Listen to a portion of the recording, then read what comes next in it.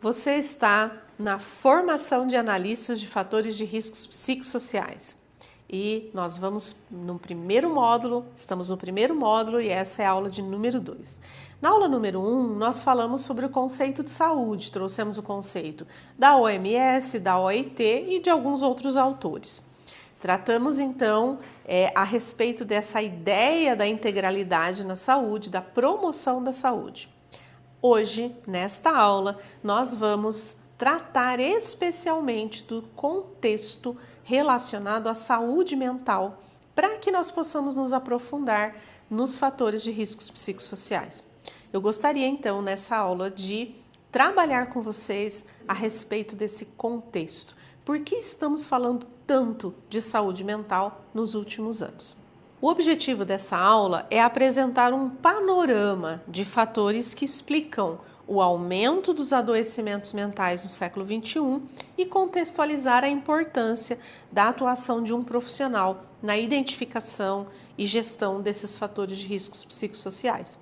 Nós não vamos ainda trabalhar com esses fatores dentro do ambiente de trabalho, mas essa contextualização vai ser bem importante para nós termos uma compreensão mais sistêmica acerca do assunto. Vamos então a um panorama geral, tanto no nível global quanto no nível nacional, no Brasil, a respeito da saúde mental do século XXI. Vou trazer alguns dados aqui fornecidos pela OMS na World Mental Health Report de 2022. Esse material, inclusive, está aqui no nosso módulo como material extra, se você quiser se aprofundar no assunto. Alguns dados globais. A Organização Mundial da Saúde estima que 970 milhões de pessoas convivem com transtornos mentais no mundo. A depressão é uma das principais causas de incapacidade no mundo. Transtornos de ansiedade afetam mais de 301 milhões de pessoas. E em 2022, a OMS afirmou que os anos de pandemia agravaram ainda mais os quadros de sofrimento psíquico, mental, especialmente entre os trabalhadores da saúde, os trabalhadores da educação e dos serviços essenciais. Quando nós vamos para os números no Brasil, nós não temos um contexto muito favorável, assim como no contexto mundial. Segundo dados do Observatório de Segurança de Saúde do Trabalho, os transtornos mentais e os comportamentos inadequados foram a terceira principal causa de afastamento pelo INSS no Brasil em 2023. Então, imaginem que os problemas de saúde mental, né, ou comportamentais estão ganhando, né, como a terceira causa de maiores afastamentos pelo INSS. Isso são números dados, né, trazidos pelo INSS. O Brasil é o país no mundo em prevalência de transtornos de ansiedade, né? O segundo país mais ansioso do mundo, perde apenas para o Irã. E estima-se que 1 em cada 4 brasileiros terá algum transtorno mental ao longo da vida. Todos esses materiais, essas informações, nós retiramos, né, da Organização Pan-Americana de Saúde e da Pesquisa Nacional da Saúde do próprio IBGE e do Observatório de Segurança e Saúde no Trabalho. Por que isso acontece? Por que nós estamos falando tanto de saúde mental, de transtornos mentais no século XXI? Esse é o grande objetivo dessa aula. Nós vivemos num paradoxo, num mundo paradoxal. Nunca nós estivemos tão conectados com pessoas, nunca nós estivemos tão produtivos, tão desenvolvidos tecnologicamente e, ao mesmo tempo, nós nunca tivemos uma geração de pessoas tão ansiosas, de pessoas tão exaustas, tão adoecidos emocionalmente. Por que isso acontece? Segundo a OMS, quase 1 bilhão de pessoas no mundo convivem com algum transtorno mental. E os números só vão crescendo. A cada ano, nós pegarmos aí alguns dados, alguns gráficos dos transtornos mentais, tanto no Brasil quanto mundialmente falando, nós vamos ver que as pessoas estão cada vez mais adoecendo. E por que isso acontece? Gostaria de trazer alguns pontos de alerta para que nós possamos entender a saúde mental e os transtornos de saúde mental no século XXI. Primeiro, mudança na sociedade contemporânea. Nós temos um alto nível de mudança. Primeiro ponto que nós estamos vivendo, transformações muito profundas. Nós estamos percebendo que cada vez mais rápido as transformações vêm, as mudanças vêm e nós temos que nos adaptar a essas mudanças de maneira tão rápida, tão veloz que o nosso cérebro, a nossa saúde, o nosso corpo tem essa dificuldade. Essas mudanças estão na maneira como nós nos relacionamos, né? Há alguns anos atrás, nós nos relacionávamos por cartas, pessoalmente, por telefone, e hoje nós temos maneiras muito diversas de relacionamentos. Nós mudamos, nós temos que nos adaptar à maneira como nós trabalhamos. Cada pouco tempo dentro de uma empresa, são os sistemas novos, são as mudanças de gestão, são as mudanças relacionadas à nossa produtividade, às tarefas básicas até as mais complexas. E também nós vemos uma grande mudança ou mudanças muito ágeis na maneira como nós nos comunicamos com as pessoas. Então, são 3 adaptações muito fortes em nós. Como nos relacionamos, como nós trabalhamos e como nós comunicamos. Isso já gera esse grau de ansiedade, esse estresse crônico, porque nós temos que nos adaptar. E quando nós conseguimos nos adaptar, uma nova mudança chega e nós temos que nos adaptar novamente. Nós vamos ver uma tendência, né, a essa aceleração do tempo. Nós ouvimos as pessoas, nossa, mas o tempo passa muito rápido. Né? Olha, já é final de semana e o tempo passa muito rápido. Já estamos no meio do ano, já estamos no final do ano. Parece que tudo passa muito rápido. O Hartmut Rosa diz que nós estamos numa aceleração do tempo. No seu livro Aceleração e Alienação, ele trata sobre isso. Tudo acontece rápido demais. Eu tenho que tomar decisão mais rápido demais, as informações chegam rápidas demais, os relacionamentos, as relações entre as pessoas acontecem de maneira muito mais ágil, muito mais rápida, muito mais acelerada. Com isso, nós perdemos o tempo de pausa. Percebem que nós perdemos o tempo do ócio? Perdemos esse tempo. Nós perdemos o tempo de descanso. Nós perdemos o tempo de contemplação. Nós vivemos na lógica da urgência permanente. São afirmações do autor. Lógica da urgência permanente. Tudo é urgente, tudo eu tenho que correr, eu tenho que fazer, estou atrasado sempre, não consigo dar pausas. Nos momentos, nós almoçamos assistindo a uma aula, às vezes você está aí almoçando e assistindo essa aula, nós estamos ouvindo aulas no carro, nós estamos almoçando e falando com pessoas, atendendo clientes, nós perdemos os tempos de pausa, nós perdemos a beleza do ócio e da contemplação. Este é um primeiro fator que nos leva a esse adoecimento mental, porque nós não damos o tempo necessário para o nosso cérebro de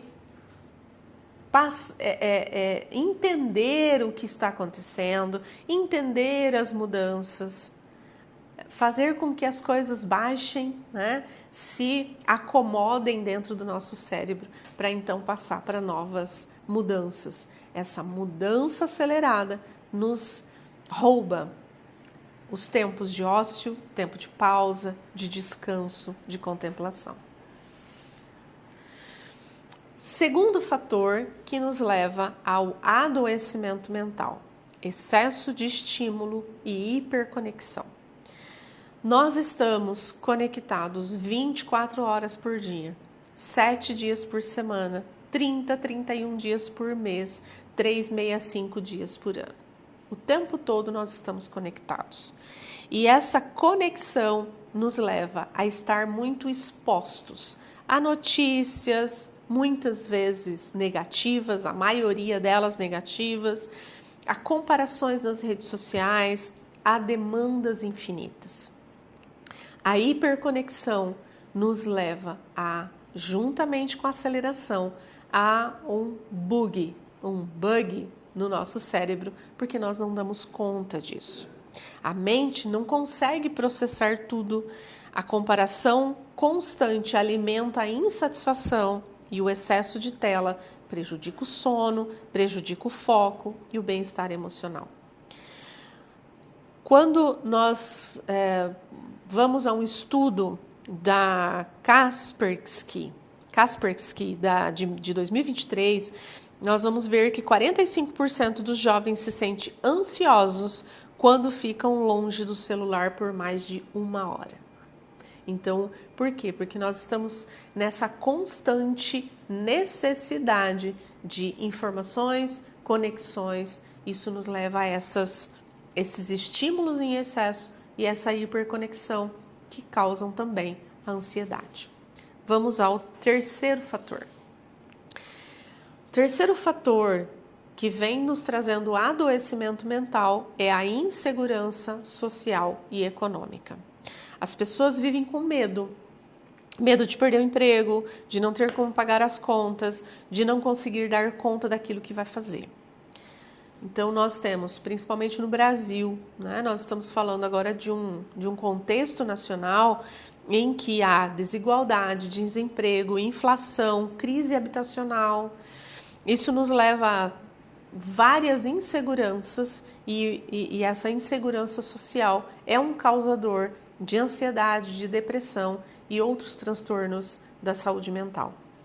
Além disso, nós também estamos no meio de uma incertezas climáticas, incertezas políticas, incertezas sociais, que aumentam o nosso medo, que aumenta a nossa ansiedade e torna, né, inclusive aumenta, tornando uma ansiedade coletiva.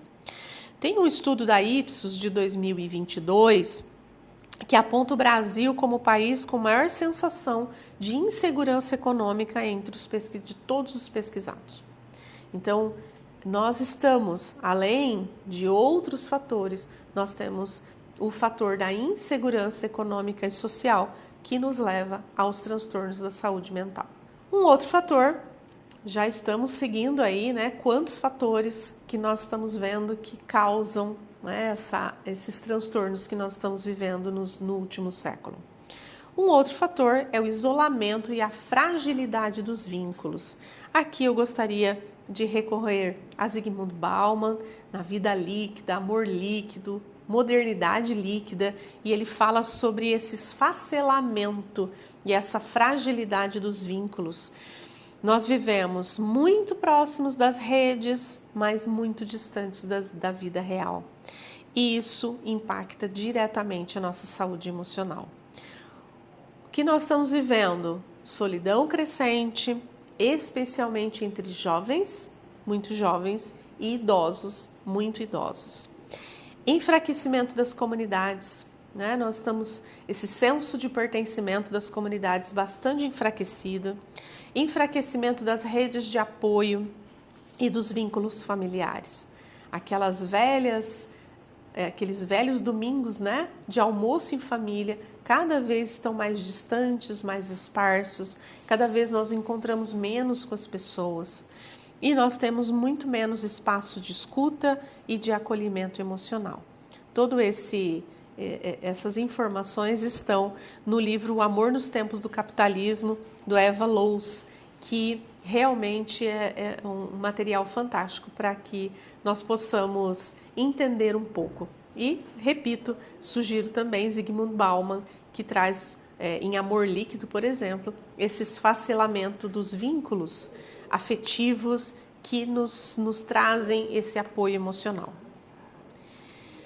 Um outro fator maior conscientização e diagnóstico. Esse fator é um fator muito perigoso, muito velado e que eu entendo que vale a pena falarmos aqui.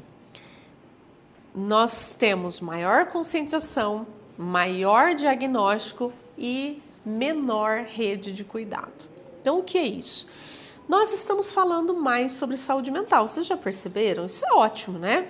Parece que é sempre muito bom. Nós estamos percebendo muitas pessoas falando sobre saúde mental, a NR1 trazendo no seu texto saúde mental, mas a gente tem que tomar um cuidado, porque quando nós falamos muito, sem o devido trabalho, sem a devida intervenção, fica muito mais no campo de uma situação caótica, em que todos falam sobre essa situação caótica de maneira desenfreada e pouco se faz. A conscientização cresceu, ótimo, mas o cuidado em relação à saúde mental não acompanha a fala, não acompanha essa conscientização, não acompanha os inúmeros textos, vídeos, noticiários a respeito da saúde mental. Faltam ainda políticas públicas, falta ainda acesso ao tratamento, falta ainda acolhimento no cotidiano, tanto dentro das empresas quanto dos familiares. Ainda há um preconceito relacionado à saúde mental e que as pessoas ouvem tanto falar, mas não procuram cuidado justamente por conta desse estereótipo que foi criado, desse tabu que foi criado em relação à saúde mental. Então, muitos são os diagnósticos, mas poucas as transformações que vão direto na raiz do problema, nas causas. No Brasil, mais de 75% das pessoas com transtornos mentais não recebem tratamento inadequado. Isso é fonte de 2023, um dado de 2023 da OPAS, em que nós percebemos, falamos muito, mas agimos pouco. Falamos muito, mas ainda não derrubamos o preconceito. Falamos muito, mas ainda não trabalhamos na promoção da saúde mental. Todos esses fatores, aceleração do tempo, hiperconexão, insegurança, fragilidade dos vínculos e essa valorização dos diagnósticos de transtornos mentais, eles não são isolados, eles acontecem juntos. E eles fazem parte de uma engrenagem maior, que é o que nós vamos trabalhar agora. Essa engrenagem maior surge a partir de todos esses aspectos, todos esses aspectos relacionados, vieram aí esses fatores, aumentou a aceleração do tempo, aumentou-se a hiperconexão, isso trouxe insegurança, fragilidade nos vínculos, isso tudo está dentro de um contexto mundial. E eu gostaria de falar desses dois contextos, que são o resumo de como nós estamos vivendo, que é o mundo VUCA, que você já deve ter ouvido, e mais recentemente o mundo BANI. Eu gostaria de falar desses dois momentos históricos, essas duas novas eras que nós estamos vivendo. Mas antes de falar das novas eras, só para que a gente possa entender como é que surgem uma nova era. Por que surgiu o mundo VUCA e o mundo BANI? O que é que determina que essas eras estão efetivamente acontecendo? As novas eras acontecem a partir de rupturas. Sempre que acontece uma ruptura, uma crise, um colapso das velhas estruturas que já não funcionam mais, dá-se início a uma nova era. Então, por exemplo, a Revolução Industrial inaugurou a era do trabalho fabril, da produtividade medida em horas, da máquina como modelo ideal. O sujeito era treinado para ser previsível, disciplinado e obediente, e essa lógica mudou todo o século XX. Então, nós estamos diante de rupturas, de ideias do passado e novas situações surgindo. Isso faz com que nasçam as eras. Quando nós estamos falando aqui do mundo VUCA e BANI, nós estamos num outro momento, né? Falamos da Revolução Industrial, hoje a transformação não mais industrial, mas muito mais digital, emocional e relacional. O mundo ficou mais rápido, mais complexo, mais instável. E isso impacta diretamente o nosso trabalho, a nossa vida e a nossa saúde integral, né? Também ou principalmente a saúde mental. Toda nova era exige de nós uma nova linguagem para ser compreendida. E foi por isso que surgiram essas duas expressões, VUCA e BANI. Elas são siglas, né? É um acrônimo, mas não é uma moda, não é uma sigla da moda. Elas são mapas, elas são direcionamentos para que nós possamos entender e para que nós possamos nos orientar dentro desse território mundial em que nós estamos inseridos. Vamos entender um pouquinho rapidamente de cada um, né? O mundo VUCA é VUCA, né? Uma sigla em inglês que cada uma das letras corresponde a uma palavra resumo do que se tem no século XXI. Então, VUCA, volátil, incerto, complexo e ambíguo. VUCA surgiu no final do século XX, 1996 mais ou menos, a partir o exército, surgiu no exército americano e foi adotada pelo mundo corporativo para descrever um cenário que era globalizado, né, e que há mudanças contínuas. Então, o mundo VUCA surge com essa intenção lá no finalzinho do século XX.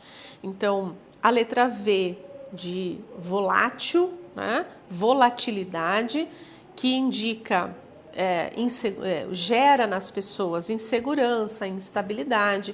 Então, essa volatilidade, tudo que passa rapidamente, né? Essa ideia de que as coisas se esvaem com muita rapidez. Então, o que é certo hoje deixa de ser certo amanhã. Isso gera insegurança, instabilidade nas pessoas. A letra U de uncertainty, né, em inglês, incerteza, essa incerteza que gera esse medo do futuro. O quanto eu não tenho certeza se eu vou estar empregado amanhã, como é que vai estar a economia no Brasil daqui 2 horas. Qualquer fala de um presidente da República muda todo o esquema de bolsa, dólar e tudo que acontece. Então, essa incerteza que gera esse medo do futuro. A letra C, de complexidade, tudo é muito complexo. As coisas se tornaram complexas, os problemas. Às vezes nós resolvemos um problema aqui, causamos outro ali. Isso vai trazer uma sobrecarga mental para as pessoas. E a letra A, de ambiguidade, que essa ambiguidade, né, relacionado também à complexidade da letra anterior, ela vai gerar dúvidas, né? Tudo é muito ambíguo, não sei se isso é correto, nós não temos aquela certeza de que nós tínhamos antes do que era correto, que não era correto, gera dúvidas, gera confusão. Então, no final do século XX, surge esse termo VUCA para dizer que o nosso mundo é volátil, é incerto, é complexo e é ambíguo. 2018, um autor, né, chamado Ramais Cássio cria uma outra sigla, né, ele discute essa outra sigla e ele traz como uma nova possibilidade mais assertiva, mais adequada ao que nós estamos vivendo. Então, 1990, 2018, 20 anos depois, Ramais Cássio fala que nós não vivemos mais o mundo VUCA, mas nós estamos no mundo BANI. B-A-N-I, Bunny, de frágil, ansioso, não linear e incompreensível. O VUCA não dava mais conta de explicar o que nós estávamos vivendo. Com a grande virada da tecnologia, os grandes avanços tecnológicos e especialmente chegando na pandemia, apesar de que Ramais Cássio escreve acerca do mundo Bunny em 2018, antes da pandemia, mas isso se tornou muito mais agressivo com a pandemia. Inclusive o autor fala sobre isso. Então surge esse mundo, essa era de fragilidade, de ansiedade, de não linearidade e de incompreensão. O Bunny, então, a letra B, né, de brittle, frágil, traz para os trabalhadores, para as pessoas, esses colapsos emocionais súbitos, porque tudo é frágil. Né? Nosso emprego é frágil, a nossa economia é frágil, os relacionamentos se tornaram frágeis e eu retomo Zygmunt Bauman se vocês quiserem se aprofundar. Tudo isso trouxe esse colapso emocional das pessoas não saberem como, nem quando e até que ponto elas estão com um relacionamento forte, com um emprego conquistado e estável, tudo se tornou frágil. A letra A de ansioso, né, o estado de alerta constante. Brasil considerado um dos países mais ansiosos do mundo, perdendo apenas para o Irã. A letra N de não linear, né, falta de controle ou lógica, o que tinha linearmente construído, isso tudo se perdeu com as redes sociais, com a comunicação, com a hiperconexão e os hiperestímulos. E ali, a letra I de incompreensível, né? Com esse sentimento de alienação e solidão. Percebem como o mundo VUCA e o mundo Bunny correspondem exatamente àqueles fatores que nós falamos anteriormente dos colapsos, né? E da fragilidade da saúde mental. Né? Então, essa parte, né, daquilo que nós já vimos dos fatores foram traduzidos tanto no VUCA, final do século XX, e agora o Bunny, no começo do século XXI, 20 anos depois. O mundo Bunny é muito mais emocional, então ele atinge muito mais as emoções do que o VUCA. Né? Quando nós pensamos no VUCA, nós estávamos muito mais voltados para um estado mais operacional. Agora o Bunny, com a incerteza, com a não linearidade, com a ansiedade, está muito mais nos afetos, né? Afetando muito mais a saúde mental, a saúde emocional. Então, ele gera ansiedade crônica, crise de pânico, o próprio burnout, que é uma doença específica do trabalho. Nós estamos agora com um título novo, né? O burnout e o burnout, que, né, o burnout, estamos dentro do trabalho, estamos trabalhando, mas com os problemas, mas nós não nos afastamos. E o burnout, que é realmente um afastamento a partir de fatores relacionados ao trabalho. E uma profunda sensação de falta de sentido. Esse é um ponto fundamental, importantíssimo para as doenças, pelos transtornos de saúde mental, que é a perda de sentido entre as pessoas. Nós temos novas eras, novas doenças, novas demandas. Cada era tem a sua demanda, as suas doenças. Então, por exemplo, a Revolução Industrial trouxe doenças do corpo e agora a Revolução Digital nos traz as doenças da mente, os transtornos de saúde mental. Burnout, ansiedade, depressão, esgotamento, estresse, esses são problemas individuais, são sintomas individuais, mas que estão dentro de um coletivo, de uma era que corresponde, que tem fatores que realmente são importantes, relevantes para que as pessoas se sintam como se sentem.